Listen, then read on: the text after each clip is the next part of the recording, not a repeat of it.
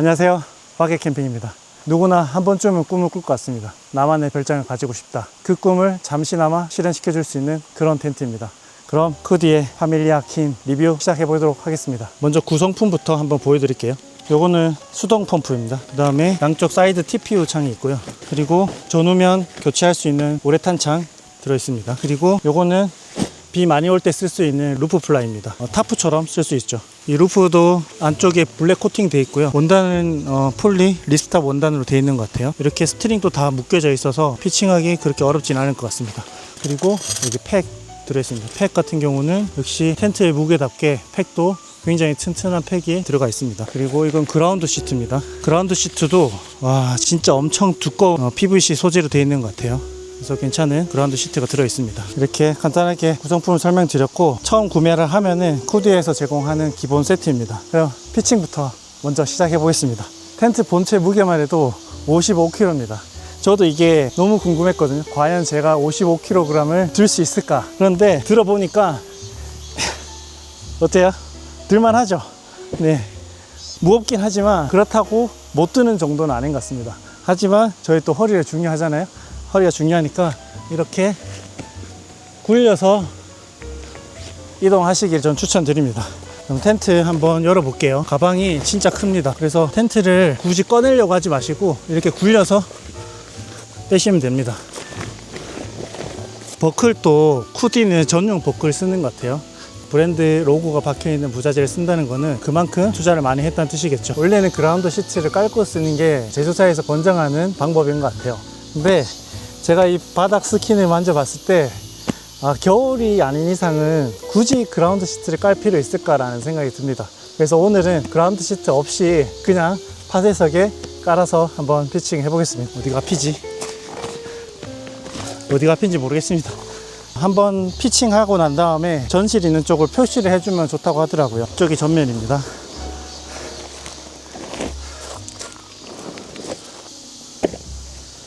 무조건 전동 펌프 써야 됩니다. 가방도 좋은 게 본체는 여기 아래쪽에 들어있고요. 그 위쪽은 메쉬 망으로 되어 있는데 여기에 호스하고 어댑터하고 팁하고 여기 다 들어있습니다. 그래서 열었을 때 쏟기거나 섞이지 않게끔 해놨습니다. 바람을 넣을 때는 아웃이라고 표시되어 있는 곳에 바람을 넣어야 되고요. 바람을 뺄 때는 인이라고 되어 있는 걸 빼야 됩니다. 이 기계에서 바람이 아웃을 한다는 표시고요. 인은 바람을 빨아들인다는 뜻인 것 같아요. 바람 빼실 때는 아래쪽을 열어서 전체 개방하시면 됩니다. 그리고 바람 넣을 때는 여기 작은 구멍을 열어서 연결해 주시면 됩니다. 그리고 팁은 여러 가지가 있는데 요거는 바람 뺄 때 쓰는 팁이고요. 그리고 앞에 이렇게 튀어나와 있는 부분이 있어요. 이렇게 작게. 요게 바람 넣을 때 쓰는 공간입니다. 그리고 바람 주입구는 왼쪽 전실 쪽하고 뒤쪽하고 이렇게 두 군데가 있습니다. 그래서 처음에 텐트를 개봉했을 때는 양쪽 다 그냥 풀 오픈되어 있는 상태이기 때문에 바람 넣기 전에 꼭 양쪽 구멍에 캡이 다 닫혀 있는지를 확인하시고 바람을 주입하시길 바랍니다. 바람 넣는 방법은 전원을 꾹 누르고 있으면은 이렇게 켜집니다. 기본 세팅되어 있는 게 OPSI라고 되어 있는 게 에어 텐트 모드고요. 여기서 모드 버튼 1, 2를 두 개 동시에 누르게 되면은 지금 에어 베드 모드로 해서 EPSI로 바뀌게 됩니다. 이건 에어 베드로 쓰시면 되고, 다시 에어 텐트로 변경하실 때는 1, 2번 모드를 동시에 눌러서 이렇게 쓰시면 돼요. 그리고 압력을 높이고 싶으면은 이 화살표 버튼을 누르시면은 높아집니다. 이렇게 설정하시면 되고, 기본적으로 설정할 거는 거의 없는 것 같아요. 뭐 그대로 이 버튼을 누르시면 작동이 합니다.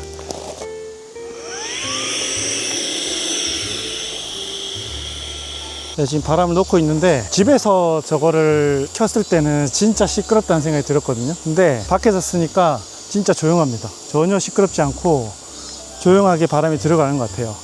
여기 보이시죠? 여기 일어서고 있는 게 눈에 느껴집니다. 점점점 올라오고 있습니다. 2.2 psi가 됐을 때 안에 들어가서 세우라고 하더라고요. 그래서 저도 2.2 psi가 되면은 한번 세워보도록 하겠습니다. 들어가서 한번 세워볼게요.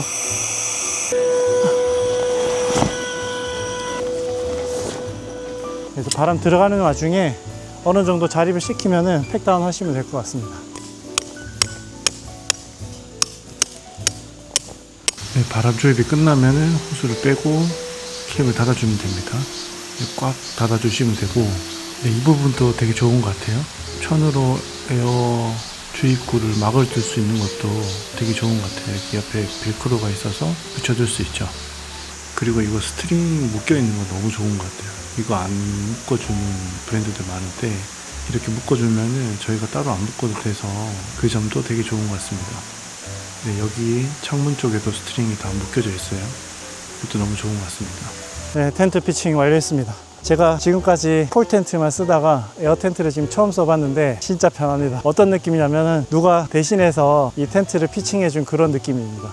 그 정도로 굉장히 편하게 그냥 앉아서 쉬면서 들어가는 거 구경해도 되고, 이거 들어가는 동안 다른 캠핑 장비들 세팅을 미리 다 해놓고 안쪽에 가구 배치만 하면은 완료될 정도로 굉장히 쉬운 텐트인 건 확실한 것 같습니다. 왜 사람들이 에어 텐트를 좋아하는지 제가 한번 피칭을 해보니까 확실히 알 것 같습니다. 텐트 사이즈 같은 경우는 길이 방향으로는 4.8m 정도 나오고 폭은 3.6m, 높이는 2.2m로 큰 텐트인 거 맞습니다. 일반적으로 사용하고 있는 폴 텐트 같은 경우는 전체 바닥 면적을 봤을 때 이거보다는 조금 더 큰 텐트들이 더 많습니다.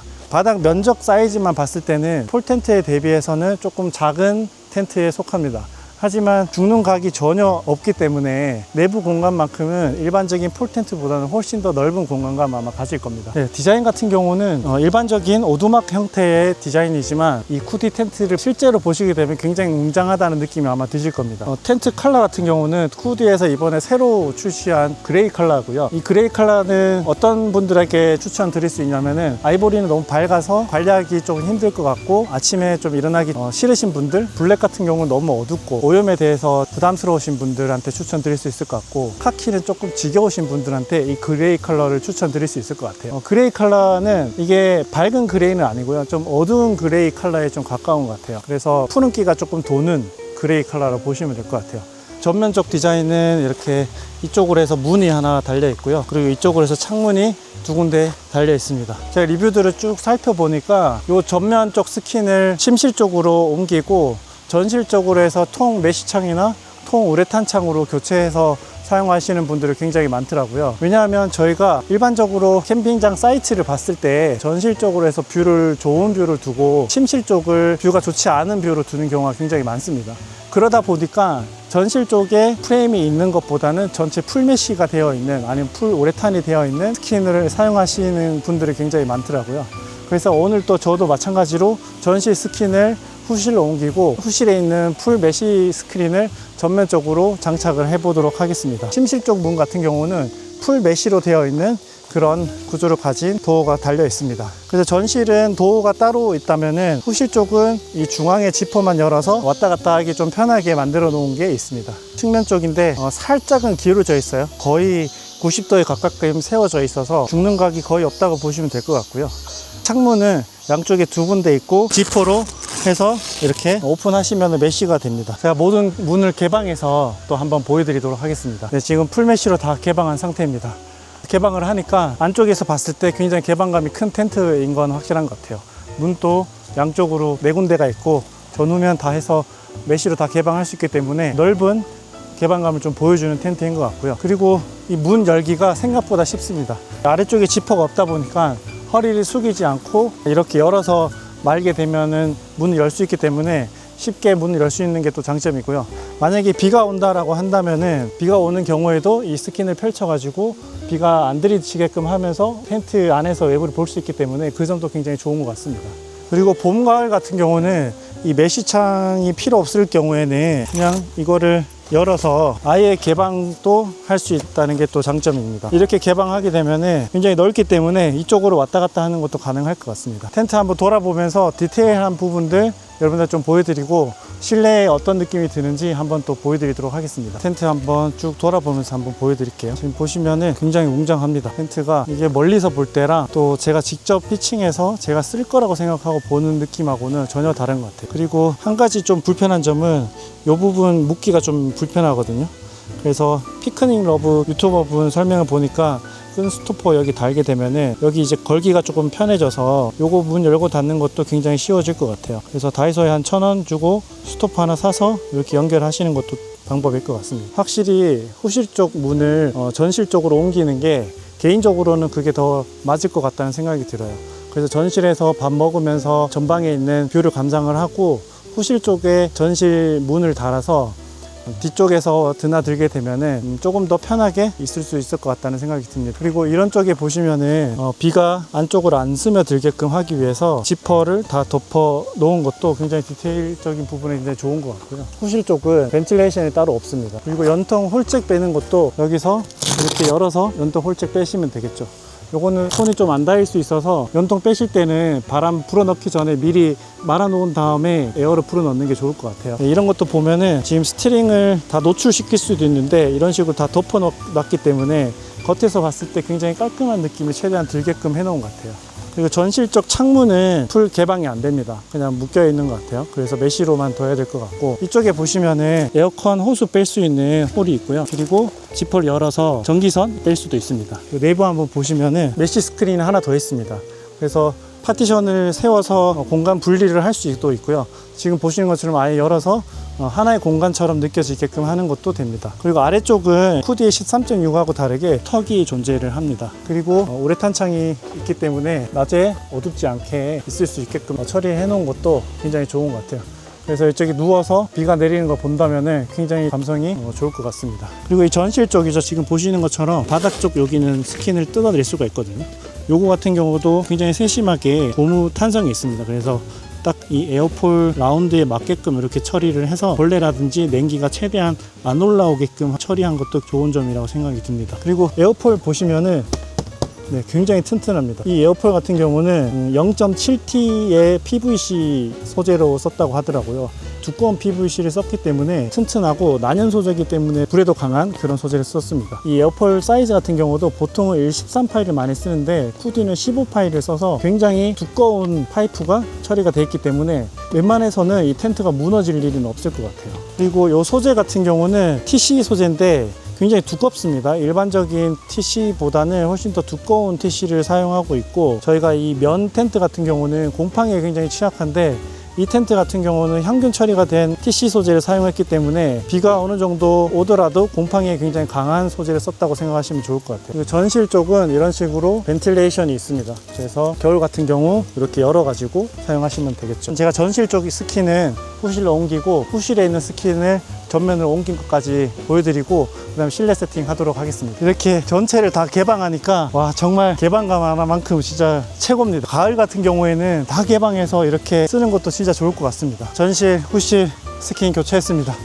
한 번만 교체하면은 앞으로는 계속 이렇게 쭉 쓸 것 같아서 처음에 이렇게만 한 번만 세팅하시면은 그 다음부터는 교체할 일은 아마 없을 것 같습니다. 겨울 되면은 전체 스킨을 뜯어서 우레탄 창으로만 교체하시면은 겨울에 충분히 사용할 수 있고요. 사이드 쪽도 마찬가지로 우레탄 창을 장착하실 수 있습니다. 그래서 장착을 하게 되면은 겨울에도 실내에서 충분한 개방 가지면서 따뜻하게 아마 생활이 가능할 것 같습니다. 제가 사이즈를 보니까 이 중간 파티션을 전실이나 후실 쪽으로 장착할 수 있겠더라고요. 그렇게 되면은 전, 후면 전부 다 풀메쉬로 장착할 수 있기 때문에 그 부분도 굉장히 큰 장점이라 저는 생각이 듭니다. 시간이 좀 늦어서 얼른 내부 세팅하는 거 한번 보여드리도록 하겠습니다. 제가 여기 퀸 사이즈 매트 깔았거든요. 최대 3명까지 누울 수 있는 정도 사이즈거든요. 근데 이거를 깔고도 이쪽으로 해서 공간이 이만큼 남습니다. 더블 베드 하나 정도 더 넣어도 될 정도로 굉장히 넓은 공간을 보여주고요. 부족함이 없다는 생각이 듭니다. 이쪽으로 에어컨 호수 이렇게 뺄 수 있죠. 지금 보시면 에어컨 위치가 조금 애매합니다. 이거를 벽면에 최대한 붙이고 싶긴 한데 호수가 뒤틀릴 것 같아 가지고 지금 이렇게 배치를 했거든요. 왜냐하면 에어컨 호수가 뒤틀리면은 냉방 효율이 굉장히 안 좋아집니다. 그래서 일자로 쭉 뻗어서 설치하는 굉장히 좋은데 지금 에어컨 호수가 이 전면 스킨에만 달려있기 때문에 그 부분이 조금은 아쉬운 것 같아요. 그리고 이 에어컨 호수 때문에 이 스킨이 침실 쪽으로 오는 게 저는 맞다고 생각이 듭니다. 그리고 이렇게 메쉬 포켓이 있어요. 그래서 뭐 휴대폰 같은 거 이렇게 조명이나 랜턴 같은 거 넣어줄 수 있어서 이런 것도 되게 꼼꼼하게 잘 처리한 것 같습니다. 또 한 가지 말씀드릴 게 침실 쪽 같은 경우는 이 길이 방향 폭이 2.3m 정도 되고요. 그리고 전실 쪽 같은 경우는 2.48m 정도 됩니다. 그래서 전실 공간이 조금 더 넓은데 어설프게 이렇게 반반 나누는 것보다는 이런 식으로 최대한 침실 쪽 공간을 줄이고 전실 쪽 공간을 최대한 확보하는 게 오히려 저는 더 좋다고 저는 생각이 듭니다.